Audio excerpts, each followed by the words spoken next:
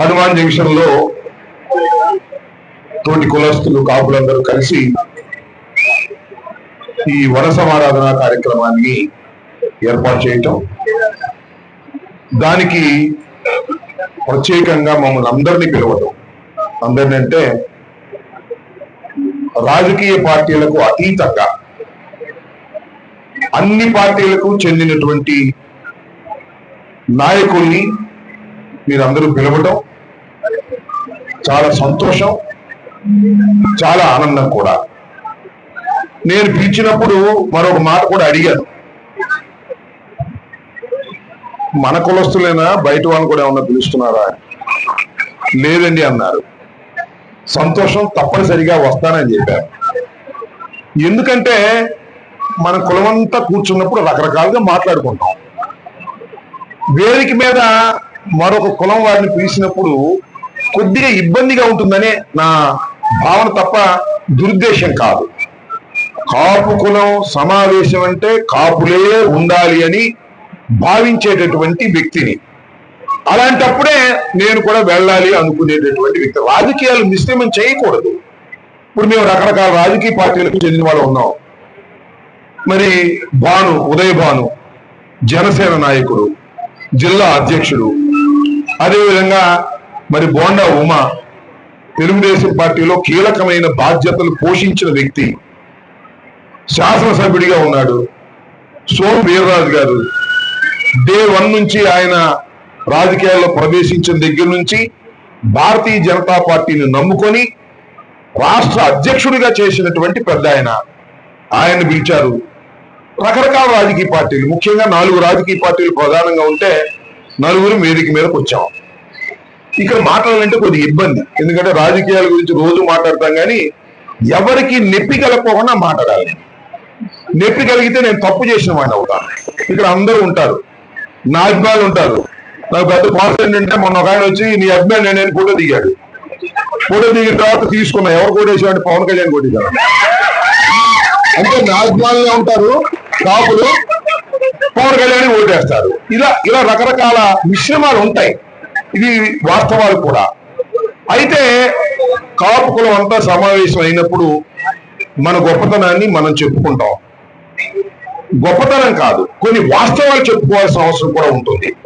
ఒకటి గుర్తుపెట్టుకోండి, మీకు రాజకీయ రంగంలో మనం అనుకున్న స్థాయికి ఎదగలేకపోయాం, కానీ చలనచిత్ర రంగంలో మనం అనుకున్న స్థాయి కన్నా ఎక్కువ వెదిగాం.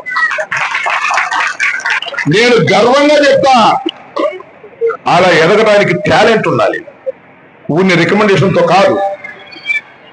ఏదో ట్రాన్స్ఫర్ రికమెండేషన్తో అవ్వచ్చు, ఒక ఇండస్ట్రీ రికమెండేషన్తో అవ్వచ్చు, లేదా రాజకీయాల్లో సీటు కోసం ఒక రికమెండేషన్ అవ్వచ్చు, కానీ గెలవడానికి మళ్ళీ రికమెండేషన్ పనికిరాదు.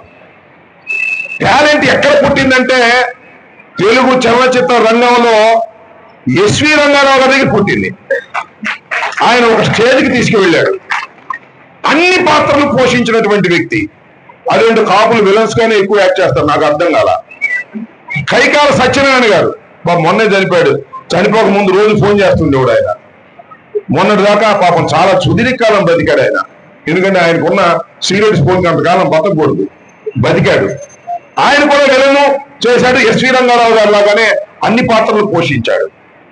కానీ నేను గర్వించేది విలన్ గా నటనలో ప్రారంభమై హీరో అయి చలనచిత్ర రంగాన్నే శాసిస్తున్న చిరంజీవిని చూసి మనం గర్వపడాలనేది ఏ విధమైన సందేహం లేదని కూడా మన సందర్భంగా చెప్తున్నా. రాజకీయాలు అంటారు, అది వేరే విషయం. చిరంజీవి గారు రాజకీయాల్లోకి వచ్చాడు, వెళ్ళాడు, ఇంకా వస్తారు, వెళ్తారు, చాలా సంతోషం. దానిలో ఏ విధమైన సందేహం లేదు. నా పోటీ వాళ్ళు ఏంటంటే మేము రాజకీయ పార్టీలో ఉంటాం, మాకుండే అభిప్రాయాలు మాకుంటాయి, మాకుండే కమిట్మెంట్స్ మాకుంటాయి. ఆ కమిట్మెంట్ ను వదిలి వెళ్ళేటటువంటి తత్వం లేనటువంటి వ్యక్తులుగా ఒకసారి కష్టపడుతుంటాం, ఒకసారి కింద పడుతుంటాం, ఒకసారి పైన పడుతుంటాం.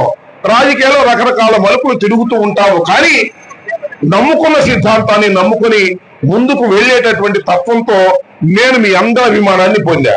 ఎందుకంటే ఒకసారి నన్ను కాపులందరూ హైదరాబాద్ లో ఒక సమావేశాన్ని పిలిచారు. పిలిచి అప్పుడు నన్ను చాలా గౌరవంగా గొప్పగా చెప్పారు, రాంబాబు గారు, రాజశేఖర రెడ్డి గారు చనిపోయిన తర్వాత జగన్మోహన్ రెడ్డికి కాపు కాస్తున్నావయ్యా, నువ్వయ్యా మా కాపోడు అంటే ధైర్యంగా చెప్తున్నాను అని చెప్పారు. ఆ లక్షణాలు కొన్ని చోట్ల గౌరవిస్తారు, కొన్ని చోట్ల ఇవాళ కాపు కాస్తుంటే మనం తిడుతుంటారు. అది వేరే అంశాలు. రాజకీయాలు అలా నడుస్తూ ఉంటాయి, వెళుతూ ఉంటాయి. దీనిలో ఏ విధమైన సందేహాలు పడవలసిన అవసరం లేదు. కానీ ఇవాళ మీరు తీసుకున్నటువంటి నిర్ణయం అందరినీ పిలవాలనే నిర్ణయం, అన్ని పార్టీలకి పిలవాలనే నిర్ణయం, ఇదే అసలైన సిసలైన కాపు సమావేశం అని భావిస్తున్నా. రాజకీయాలు మిళితం కానటువంటి సమావేశం, ఎవరికో గ్యాస్ కొట్టడం కోసం పెట్టిన సమావేశం కాదు. మన వాళ్ళందరూ కలిసి ఉండాలనేటువంటి ఒక భావనతో మీరు పెట్టారు. కలిసి ఉంటామో కలిసి ఉండమో అది మా అభిప్రాయాల మీద ఉంటాయి. ఒకటైతే నేను ఇక్కడ చెప్పగలను, చలనచిత్ర రంగంలో అగ్రస్థాయికి వెళ్ళగలిగాం. కానీ మనలో చాలా కోరిక ఉంది మా చిన్నప్పటి నుంచి, మనం కూడా అగ్రస్థానం రాజకీయాల్లోకి వెళ్ళాలి అని ఉంది. మా తరంలో అయ్యేటట్టు లేదు, చిన్నవాళ్ళ తరంలో ఏమైనా అయితే సంతోషపడే వ్యక్తులమే తప్ప మరొకటి కాదు. కానీ రాజకీయ రంగంలో ఆ స్థాయికి వెళ్ళలేకపోయినా చాలా సందర్భాల్లో నేను మనవి చేస్తున్నా, సుదీర్ఘకాలం నుంచి రాజకీయాలను పరిశీలిస్తున్నటువంటి వ్యక్తిని 89లో రాజకీయాల్లో ప్రవేశించా. కానీ ఈ రాష్ట్రంలో ఏ పార్టీ అధికారంలో ఉండాలో కాపులు నిర్ణయిస్తున్నారు. మీకు గుర్తుందో లేదో, 89లో వంగవీటి మోహన్ రంగారావు గారి మరణం తర్వాత ఈ రాష్ట్రంలో కాంగ్రెస్ పార్టీని అధికారంలో ఉండాలని నిర్ణయించింది ఆ రోజు కాపులే అని కూడా ఈ సందర్భంగా నేను చెప్తున్నా. మొన్న కూడా చంద్రబాబు ముఖ్యమంత్రి కావాలని నిర్ణయించింది కూడా కాపులే అని ఈ సందర్భంగా. దానికి కారణాలు వేరే ఉన్నాయి, దాని దగ్గరికి నేను వెళ్ళదలుచుకోవాలా, వెళ్తే మన కాంట్రవర్సీ ఎందుకు వచ్చింది గొడవ. రకరకాల కారణాల వల్ల మీరందరూ మమ్మల్ని కాదని మాకు ఓట్లు వేయకోకుండా అటు ఓట్లు వేశారు. ఇవాళ చంద్రబాబు నాయుడు గారు ముఖ్యమంత్రిగా ఉన్నాడంటే దానిలో లైన్ షేర్ సింహభాగం కాపుల్డే అనే దానిలో నాకు ఏ విధమైన సందేహము లేదు. అయ్యా నేను చెప్పాను కదా, వారు ఏమంటారంటే జగన్మోహన్ రెడ్డి గారిని కూడా కాపులే ముఖ్యమంత్రిని చేశారు అనే దానిలో కూడా నాకు సందేహం లేదు, నాకేం అభ్యంతరం లేదు. ఆ రోజు ఎంతమంది కాపులు ఉన్నాం మేము? మెజారిటీ ఆఫ్ కాపు శాసనసభ్యులు అసెంబ్లీలో ఉన్నాం వైఎస్ఆర్ కాంగ్రెస్ పార్టీ తరఫున. రకరకాలుగా నేను చెప్పాలనుకుంటున్న అంశం ఏమిటంటే, కాపులకు నిర్ణయాధికారమే ఉంది తప్ప రాజ్యాధికారం రాలేదు.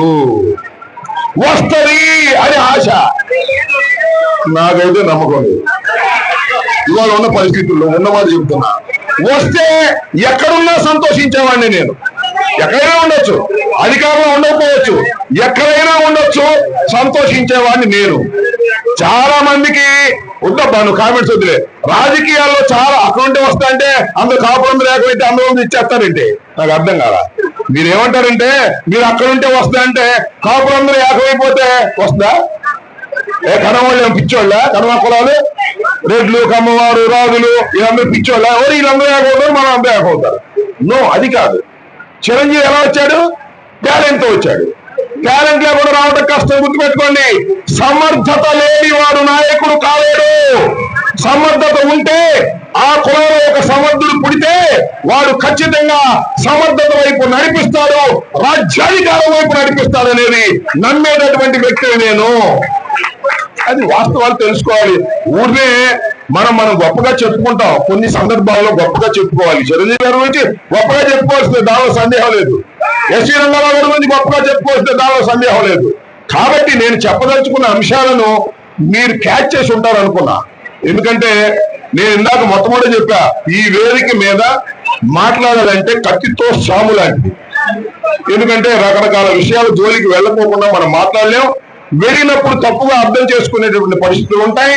సాధ్యమైనంత వరకు కొద్దిగా అనుభవం గలవాడిని, నెత్తంతా మెరిసిపోయింది కాబట్టి కాంట్రవర్సీ లేకోకుండా మాట్లాడి మిమ్మల్ని అందరినీ ఆనందపరిచి, మరొకసారి హనుమాన్ జంక్షన్ లో కాపు సమావేశం జరిగితే మా రాంబాబు గారు రావాలి అనుకునే విధంగా ఉండాలని కోరుకునేటువంటి వ్యక్తిని తప్ప మాకేమి కక్షలు ఉండవు, రాజకీయ కక్షలు అసలే ఉండవు, ఉండాల్సిన అవసరం లేదు.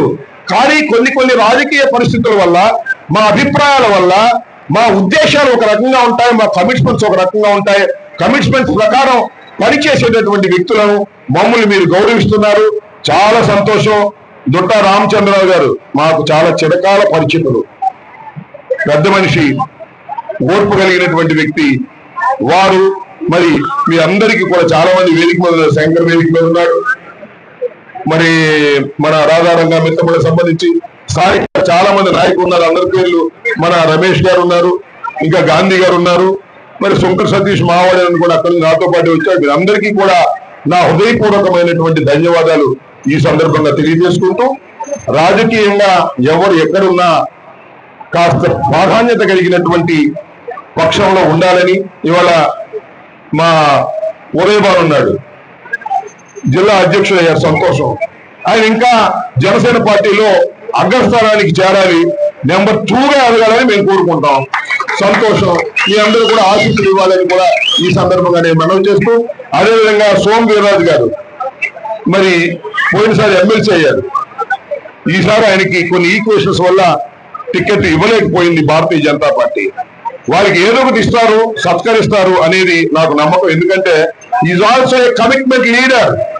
భారతీయ జనతా పార్టీని ఆర్ఎస్ఎస్ దగ్గర నుంచి పట్టుకొని కమిట్మెంట్ గా పనిచేసినటువంటి వ్యక్తులు సోము వీర్రాజు గారిని చూస్తే కాపులు గర్వపడవలసిన అవసరం కూడా ఉంటుందని ఈ సందర్భంగా నేను మనవి చేస్తున్నా. అలా రకరకాల పార్టీల్లో ఇప్పుడు ఎమ్మెల్సీ అయ్యారా? ఓ రైట్, ఎమ్మెల్సీ ఇచ్చారు, నేను మర్చిపోయా. సో అమ్మా ఏంటి ఈయన ఏదో నన్ను గిల్లుతున్నాడు, పవన్ కళ్యాణ్ విమర్శించు మాకు. మరి నేనేమన్నా బుద్ధి తక్కువ మీ ముందుకు వచ్చి పవన్ కళ్యాణ్ విమర్శిస్తానా? నేను రాజకీయ విమర్శలు చేసుకోవాలనుకుంటే చాలా పెద్ద పెద్ద వేదికలు ఉన్నాయి, దాని మీద నేను రాజకీయ విమర్శలు చేసుకుంటాను తప్ప నాకు ఎక్కడ ఏం మాట్లాడాలో తెలిసినటువంటి వ్యక్తిని మనోడు కొద్దిగా వాడినట్టు ఉన్నాడు, అందుకే ఏదో మాట్లాడుతున్నాడు. అలా పిచ్చి పనులు చేసేటటువంటి వ్యక్తి కాదు మీ అంబటి రాంబాబు. అసలైన సిసలైన ఆరణాల కాపు గుర్తుపెట్టుకోమని కూడా ఈ సందర్భంగా మనం చేస్తూ మీ దగ్గర సెలవు తీసుకుంటున్నాను. Thank you.